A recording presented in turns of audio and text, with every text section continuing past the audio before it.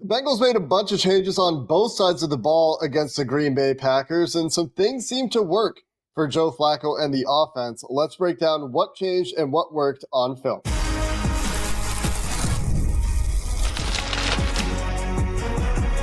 You are Locked On Bengals, your daily Cincinnati Bengals podcast. Part of the Locked On Podcast Network, your team every day. What up, Bengals fans, and welcome to another episode of the Locked On Bengals podcast, part of the Locked On Podcast Network, your team every day. I'm Jake Liscow, joined today by our weekly film guest, Mike Santagata, at Bengals_Sans on Twitter, and we're going to dive into the tale of the tape as the Bengals dropped their fourth straight, but obviously it looked different. It was a somewhat competitive football game in the second half, even if the first half was set on fire by this offense. We're going to dive into what the Bengals did a little bit differently, and that was true on both sides of the ball. It seemed to work on one side, and the change on the defensive side is leaving us scratching our heads a little bit. We'll get there a little bit later in the show. Today's episode is brought to you by FanDuel, where if your first $5 bet with FanDuel wins, you'll get $300 in bonus bets to use across the app. And Mike, obviously, you have seen everything the Bengals did against the Packers. The offense worked in the second half for the first time in a non-garbage time situation since week 2 for the Cincinnati Bengals, where they're able to make it a one-score game.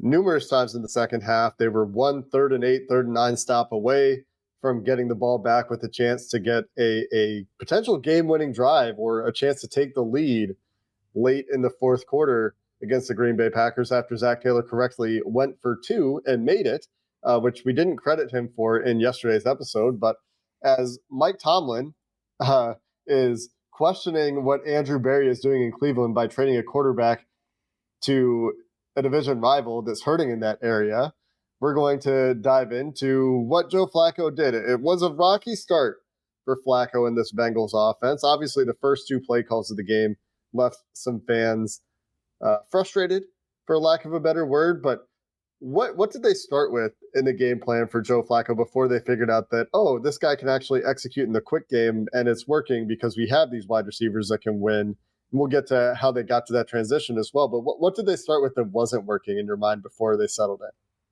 Yeah, some of that run stuff, obviously the first 2 plays, in my head, sudden change, interception, let's push the ball down the field, but it felt like one of those scenarios where the coach and play caller is also thinking, oh, I've got these scripted plays, I got to go through like these because this is what should work against the Packers. And then another issue of when the jet sweep goes for -3, I think you got to get out of the script here. You can't just move to, okay, well, the next play was supposed to be inside zone with an RPO. It's, what are you getting at best on that, 5? So you get back into like 3rd and 8. I think you got to move to your pass call sheet, your 3rd down maybe call sheet, because that's not 2nd and 13 to me, no longer a mixed down, especially for this Bengals offense, because longest run of the year, like we talked about the one time, was I think 11 yards. So it wouldn't even be a first down. Then it felt like when they settled in, they realized Joe Flacco's throwing the ball with a little anticipation, at least on these out routes. He's throwing the ball correctly in quick game. I think there were some scenarios where he had a couple of early turn downs too. He's just kind of like, I don't want to try to fit the ball here.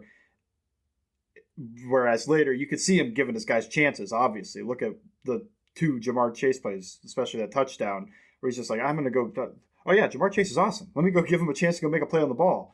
So I think early on, he was hampered a little bit by the play calling. I think the pass protection was worse early on, but it was also deeper dropbacks compared to the quick game. 1 step, maybe a quick 3-step dropback versus him trying to run 5-step dropbacks to push the ball down the field a little bit and then not pushing the balls, instead turning and throwing dump offs. That happened on the play action plays too. I feel like the Packers weren't really biting too much on those. So he'd look, it almost looks like it's a play designed for Drew Sample, but Drew Sample is the check down on that play. It's not designed for him. It just happened to, he doesn't feel comfortable pushing the ball down the field in those plays, so he's just got to check it down, and that guy's going to take a hit. Happened to the running backs too. But I feel like as the game went on, they started settling into like what Flacco is able to bring to the offense, and really that seemed like opportunities for wide receivers down the field, and then also some anticipation out routes, like I mentioned, and the quick game. I think the quick game was big because that's something Browning wasn't executing too well. Mm-hmm. And it feels like something that Flacco is executing well. And that's also why you got such a long drive to start the third quarter. A lot of quick game, a lot of short passes, and some runs to keep pushing the ball down the field. Yeah, I think the idea with Flacco in the quick game and why that makes sense to me that it works is what we talked about after they acquired him, not you and I, but what we talked about on the show last week is that Flacco can process a defense quickly.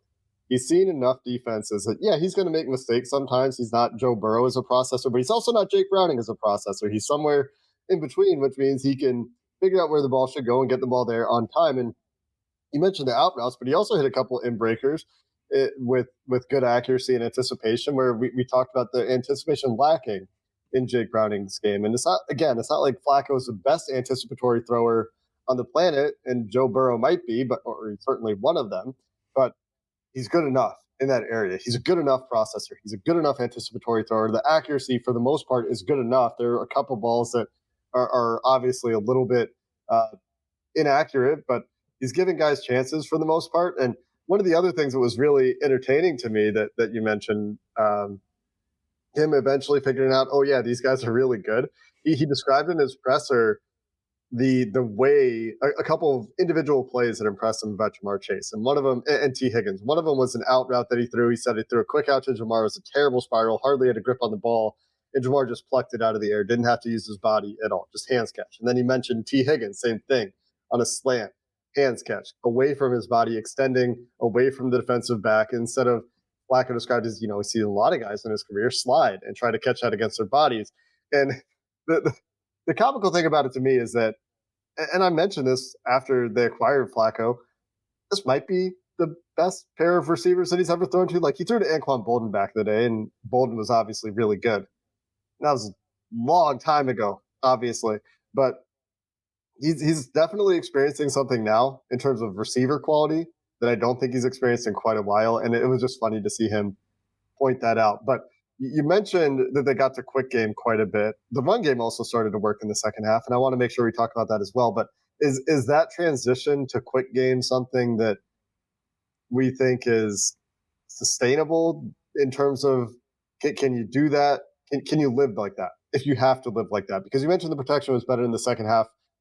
To me, it sounds like a lot of that is because they went to quick game. Is that, one, accurate, and two, how sustainable is that style of offense if that's really all you can get to with Joe Flacco? And I don't know how sustainable it is, just because the Bengals have done this before with Joe Burrow, where it's a lot of quick game because Burrow can process the field really quickly. Let's get the ball to these playmakers. And I remember multiple times against the Steelers, well, I think there's twice in one game that TJ Watt just jumps up and picks the ball off somehow. So that's going to become the issue, is if you run this much quick game, the pass rush will be better.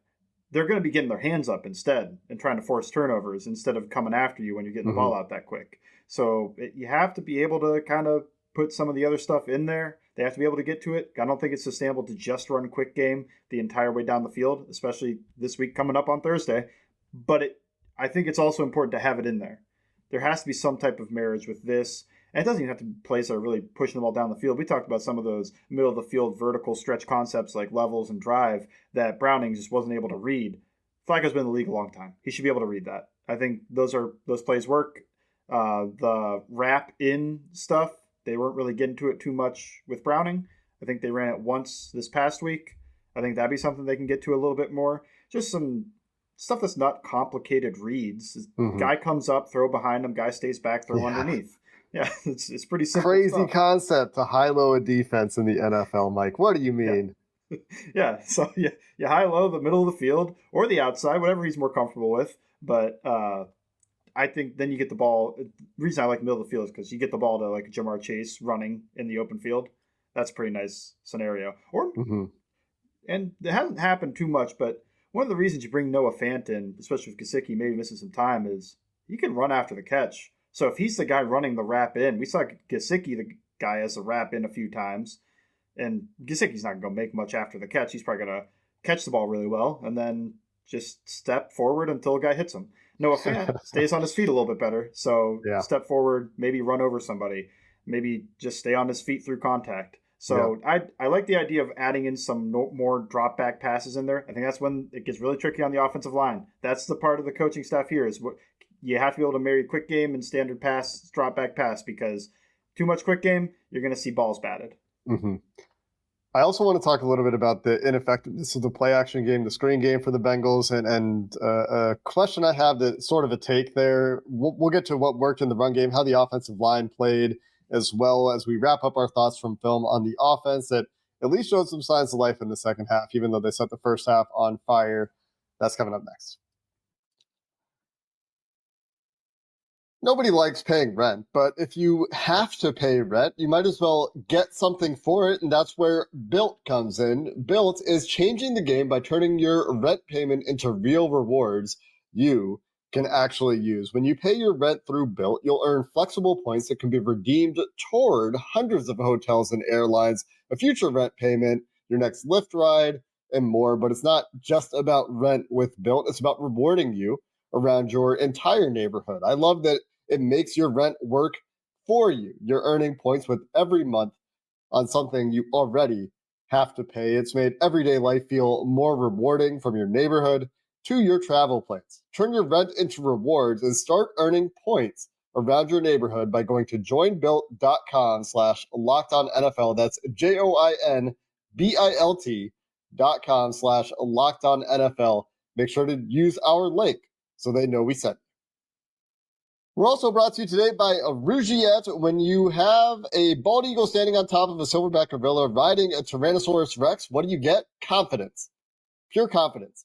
And if you're looking for something beyond the usual pill, it's time to meet Rugiet Go Long. Go Long combines 2 doctor-trusted medications in one dual-action formula, so you can go the distance. It's not just another ED pill.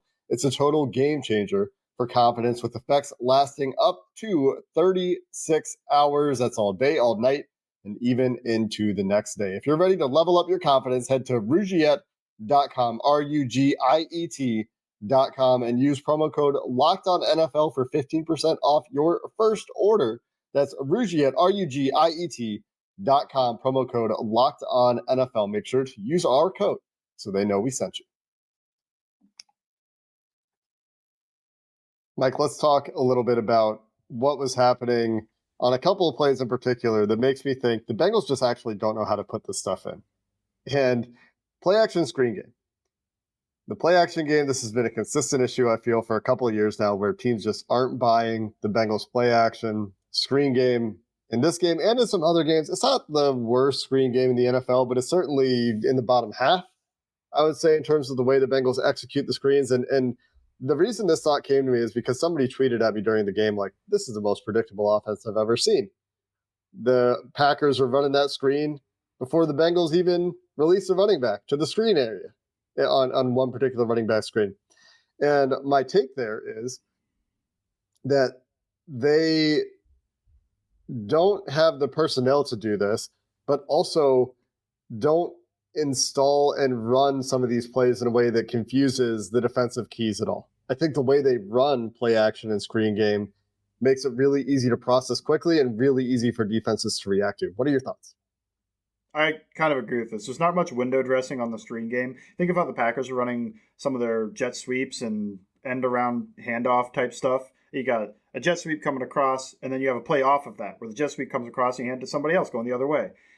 When I'm thinking of the Bengals trying to mess with the keys, I'm thinking of a play Jalen Rivers pulls and runs with the direction of Flacco away from the running back. And do you have a run call that has that look? Probably not. Probably do not have a guard pulling across to go lead Joe Flacco to the edge. So I think there is an issue with both the window dressing and with how they are marrying their play action concepts with their run concepts. I think they can do duo. They can make it something look like duo because that's easy, but that also doesn't mess with the keys too much. What's a linebacker do on duo? What's his best job? Kind of sit there. So on the run and the pass. So that's the part where if you can get a guy fast behind him, maybe, but it's not going to get guys pulled up field. I kind of agree with this idea. Like the running back screen game has been terrible this year for them, and it has been good in years past.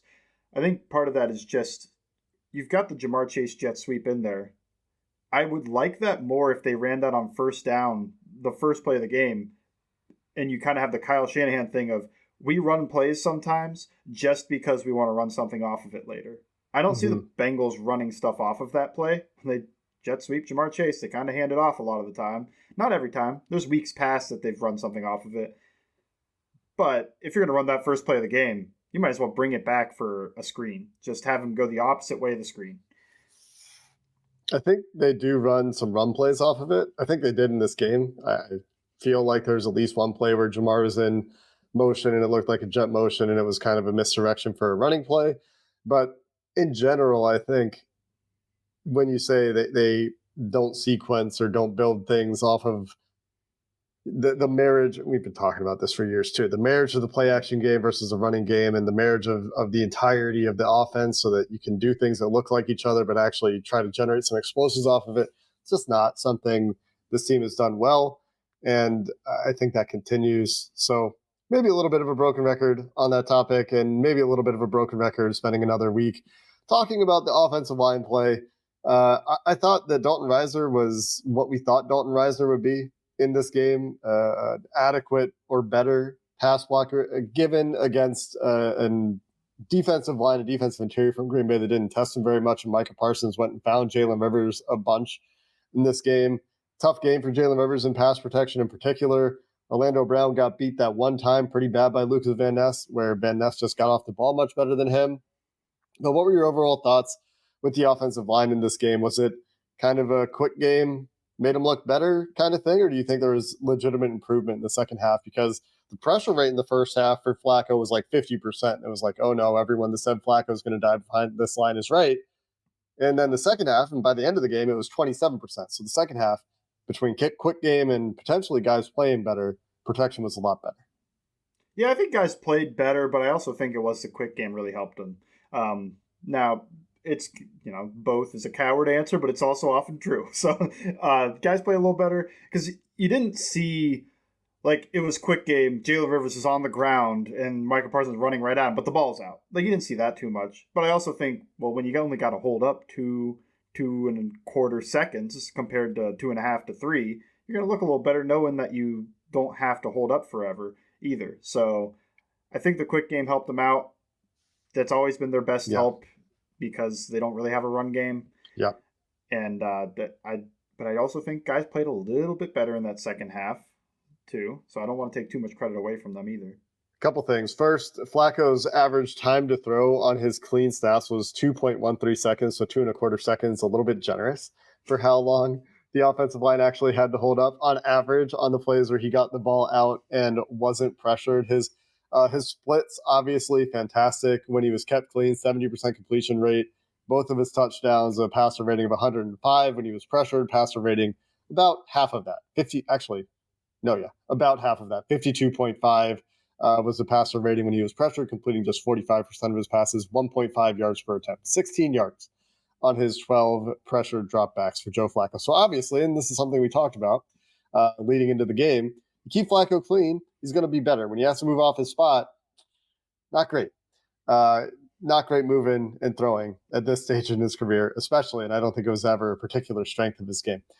The thing that remains for Flacco is pushing the ball downfield. Was excellent in the intermediate part of the field, 6 of 8 on those throws to the intermediate part of the field, 10 to 19 yards downfield for 80 yards, both his touchdowns. And if that's a part of the field they can exploit more, that was the most effective part of the Bengals offense. Last thing here before we transition to the defense, Mike, quick question on what you thought about Dalton Risner in this game. Did he do enough to you to say he should stay at left guard if Fairchild gets healthy?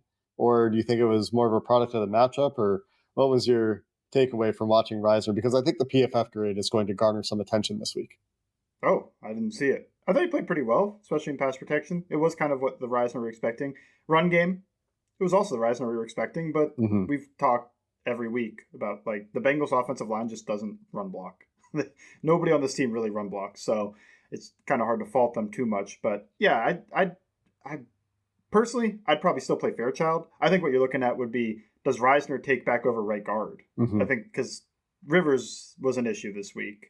No other way around it. And he was being targeted like he was an issue too. So if it continues that way, I think that's where Risner would have the opportunity. hopefully it's not a left guard, right guard thing where he's just not very good at left guard. I haven't watched his career to know that. But he did play probably his best game as a Bengal this week. Didn't really give it much pressure. Also didn't think the quality of competition was extremely high either. So he didn't do enough to me to say like, oh, you got to get him on the field. There's no way he's left off of the field. But I also thought he was better than the other guard. Yeah.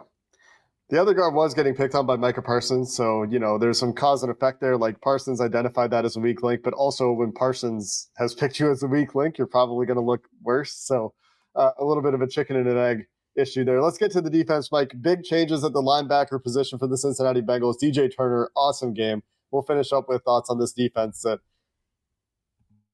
it's a bit of a mystery, I think, that there's a split opinion, at least publicly, about how this defense is playing, and we'll get to the tail of the tape there to finish the show next.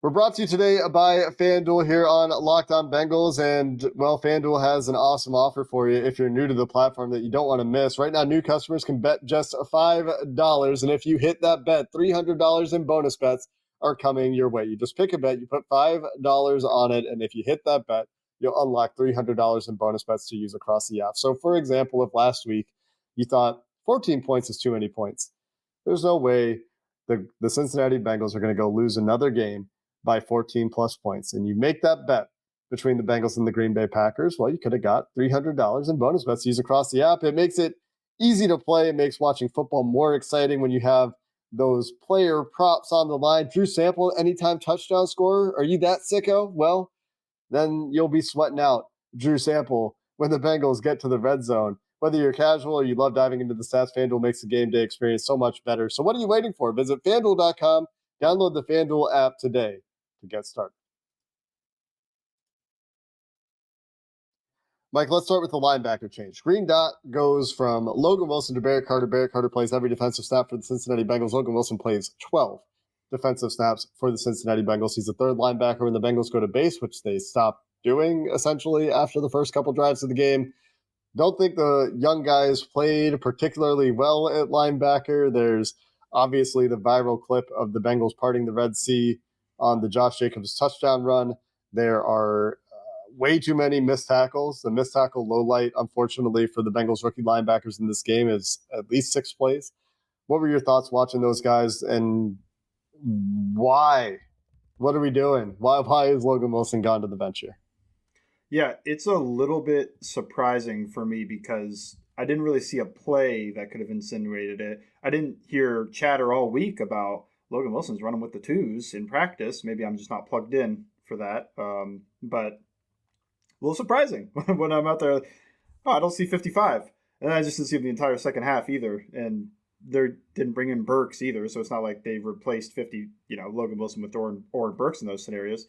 Felt like they just wanted to get to the young guys. Maybe this is the first white flag you kind of see on the year where they're not completely tossing it in. Obviously, they just traded for Joe Flacco. They just traded pieces for Joe Flacco. But at the same time, I think they can be a little bit honest about how things are going and wanting to see the young guys out there.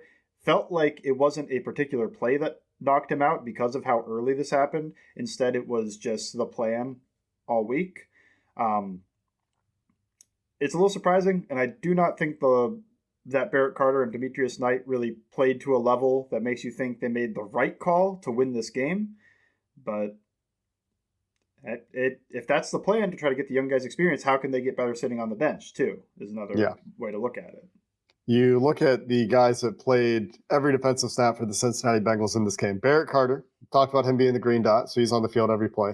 DJ Turner, who is awesome. We'll get to his great game. Jordan Battle, who is battling right now, hasn't been good for Battle for a bit. Dax Hill on the field every play. Dax and DJ Turner, the every down corners for this team right now. Geno Stone. Those are the guys that played every single defensive snap for the Cincinnati Bengals. The next two guys, Demetrius Knight and Cam Taylor-Britt. Of those guys, you're confident right now in DJ Turner. DJ Turner's put together a couple nice weeks in a row. You're reasonably confident in Dax Hill. I think that we think Dax is a competent NFL player at this point. Geno Stone this year, playing much better. And the role has changed for him a little bit. We saw him blitzing a lot in training camp. He blitzed twice in this game, had a sack. The Bengals' only sack of the game, also had another hit on Jordan Love on his 2 blitzes. But of those guys, you got a couple of guys that, like Geno Stone, I think this year you can feel reasonable about. Like, he's not great, but he's okay. Dax, I think you feel pretty good about. DJ Turner right now you feel great about. Barrett Carter, one of the worst PFF grades on the team for the Bengals. And Jordan Battle, one of the worst PFF grades for the Bengals. And PFF isn't the be-all, end-all. But Demetrius Knight, another one of those bottom PFF grades. Those guys are on the field for you the most on defense. And when that package is giving you problems, that's not so great. A lot of it's just missed tackles. You have 8 missed tackles in that group. What else do you think needs to get better with that group of guys that seem to be every down players right now and need to be better if they're going to be every down players? They either have to stop putting Demetrius Knight on the line of scrimmage as the end in one of their base packages, or he's got to get better at it, or maybe you try Carter there, or maybe that's going to be a Burks role or something. He ended up on the strong side this week, and I mean, the double team that he didn't withstand it at all. And it was a tight end double. It wasn't like this was an offensive lineman double and just driven way back into Logan Wilson's lap. I think that's got to get better. I think the run keys in general have to get better because there's a lot of missed. I mean, you talk about the duo play, the part of the Red Sea. Parting of the Red Sea was both linebackers just left. They just went outside. I thought Jordan Battle also got lost on that play. Yeah. Like kind of slow, hesitant to get involved physically. Yeah, and Stone too, but Battle's supposed to be a little bit more of the physical safety of the two of them, where Stone's kind of more of a playmaker. You want one of them to make a tackle? One of them somebody shoot the alley there. Somebody get in between the Red Sea where it is parted and go contact the running back. Do not wait for him to hit you. Yeah, when he's 5 yards downfield, you should be moving forward. One of those situations where you no longer think this could be a pass. Let's go make a play. Let's go get down there and be physical. But part of that issue is also linebackers and just parting the Red Sea themselves and making it hit that so fast that maybe they felt like they couldn't. I mean, that's a processing issue, but maybe that's part of it too. The linebackers gave it up really easy. So I think they've just got to be better at seeing run keys, pass keys too. And there's a play Barrett Carter makes where Jordan Love has nowhere to run, but he takes a couple steps forward. And the Josh Jacobs catch and run. Love scrambled a couple times already, so you can kind of understand the idea, but you are the only guy within like 25 yards of the running back. It's preferable to let Jordan Love try to run his way through the defensive line where there was no real opening. He'd have to probably run through a BJ Hill arm tackle or something. And maybe he does, but look, there's an athleticism, a ball skill, a ball carrier ability difference between the two of them, where Josh Jacobs get that ball instead with nobody around. Yeah. One, Carter can't chase him down even if he is athletic because Jacobs is faster. And two, that's way more dangerous. So I think that's just a situational awareness type of thing of, yes, Love has been scrambling and it's been killing the team a little bit, but what would kill this team a lot more is Josh Jacobs getting that ball with nobody within a zip code of him. So I think that play sticks out in my mind. I think there's the missed tackles do too, because they're bad angles. They're tough looks. Like it's not like a lot of them are, he goes and hits Josh Jacobs and Josh Jacobs lowers his shoulder and hits him too. And they're both kind of stumbling, the linebacker falls. It's more so that he just whiffed. They just tried to go and hit him and just completely missed. So they're not big physical missed tackles. They're more so just missed opportunities because they took bad angles, because they're diving at legs instead of trying to make a form tackle, shoulder pad right onto the ball type of issue. And some of it was Jordan Love making the miss. Jordan Love twice juking Bengals defenders in this game. He had two missed tackles forced of his own. Josh Jacobs, we knew would. He's really good after contact. He's really good at making guys miss. He will dribble you off the ground sometimes.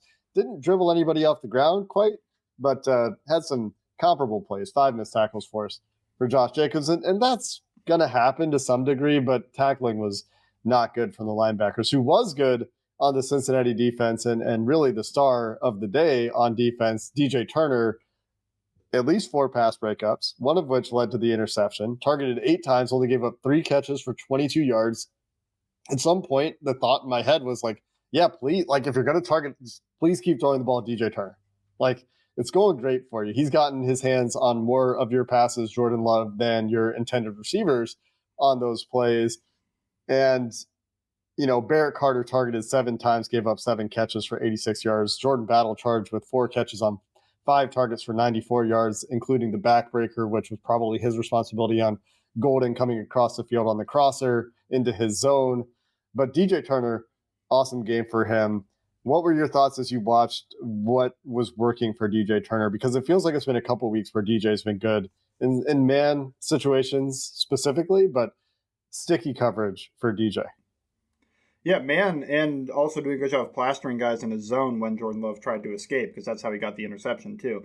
The man coverage really stuck out in my eyes because you could really see the movement ability that I feel like we've talked about with him for his entire career. But there's a stop route, and I think it was Matthew Golden. It could have been somebody else, but a pretty athletic wide receiver. Was it Dobbs? Might have been Dobbs if it's the play I'm thinking of. There's a couple of stop routes that they made stops on, but they made PBUs on. But one of them is like 15 yards down the field and really pushes vertical. Wide receiver is pretty quick to hit the brakes, turn around, and DJ Turner's right with him. Even though he doesn't know the route, obviously, unless, Dobbs is doing the Chad Johnson. Let him know I run a 15-yard stop, try to keep up. He doesn't know. So he's trying to react and use his athleticism to stay there, and he does. And he did that all game where kept trying to target him on curl routes, stop route type stuff, and just none of it worked because he's just so athletic, such great movement ability, good hips, good deceleration, which is huge too. Because I think that's something you see with Cam Taylor-Britt against these type of plays, where he doesn't stop quick. He's like slowing himself down, takes about 4 steps. Where Turner, there's times it's like 1, 2, and he's at a complete stop after being in a sprint, which is an insane ability to have as a player. I don't think we talk about deceleration enough. I always talk about acceleration. But it's I cannot do that. You cannot do that. You watching this podcast right now, you cannot do that. You go try to run a full sprint and see how fast you can stop. It is not 2 steps. No, it's not. So that's one of the things that's really impressive athletically. And obviously the lateral agility as well, moving side to side. But I thought the lateral agility, the deceleration, the acceleration, and speed to keep up with guys down the field, it all really stuck out. Because that play that he makes the tip and it's the interception for Stone, he jumps it a little bit because the guy's running another curl route, it seemed. So he kind of jumps it in a bad position, but he's got the recovery speed with that 4.2 whatever that he ran to get back in position, get into on the wide receiver's hip. Don't know why Love threw that ball, but still makes a play on it. And I think the biggest improvement you see, because he's always had this movement ability. We've talked before about, man, DJ Turner gets into the right spot a lot, but then it's still a completed pass. And I feel like the biggest change this week was that he was starting to hit the ball with his hands. He was starting to make plays on the ball with his hands because he's always been able to do, I marvel at the athletic ability a lot, but it's hard to marvel at the athletic ability and he's right there and then the ball's still completed. Now he's breaking the ball up. And if that can continue, I think this is a really high ceiling corner. I know it's year 3 and this isn't his rookie year. You wish this was happening earlier that he was making these leaps. But if he's able to continue and be a consistent player that's able to knock the ball away, he's not going to do it every time, but he starts breaking up those passes more and more. I think it's the highest ceiling corner on the team. And right now, a couple weeks in a row, he's stacking good weeks. They really need that too. And 4 pass breakups in one game. It's pretty insane. 4 pass breakups on 8 targets. You only give up 3 catches. Pretty good day. One of those pass breakups came against Matthew Golden in coverage, 3 of them against Romeo Dobbs, according to PFF charting, in case you're wondering who the receivers were that were targeted. Matthew Golden doing his damage largely against Cam Taylor-Britt, actually entirely against Cam Taylor-Britt and Jordan Battle in this game. Tucker Kraft also had a couple plays that PFF ascribed to Jordan Battle's coverage, although one of them at least I think was a zone play. But regardless, nice to see that DJ Turner is stacking games. And now it's, can he stay healthy? Because he started to do this last year, started to play well last year.